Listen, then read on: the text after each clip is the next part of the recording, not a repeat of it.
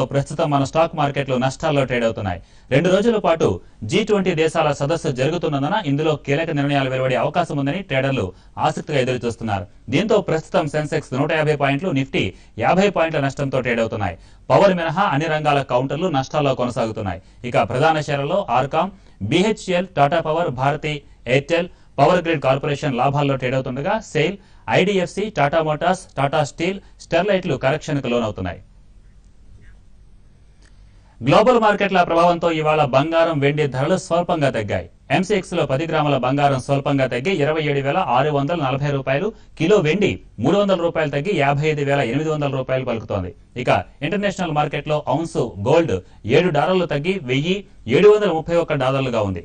Festival, పెళ్లిళ్ల season కావడంతో బంగారం ధరలు అప్ ట్రెండ్ లో ఉన్నాయని, అయితే గ్లోబల్ మార్కెట్ల ప్రభావంతో ఇవాళ ధరలు స్వల్పంగా తగ్గాయని నిపుణులు అభిప్రాయపడుతున్నారు.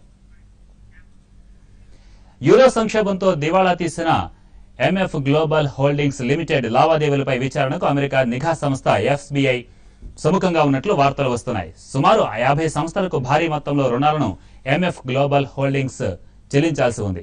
$70 కోట్ల పైగా నష్టపోయినట్లు MF గ్లోబల్ ప్రకటించినా ఈ నష్టం ఇంకా ఎక్కువేనని బాధిత కంపెనీలు ఆరోపిస్తున్నాయి. ఈ నేపథ్యంలో MF global co chairman Jon Corzine పై విచారణ జరిపేందుకు FBI సమాయత్తమవుతున్నట్లు తాజా సమాచారం.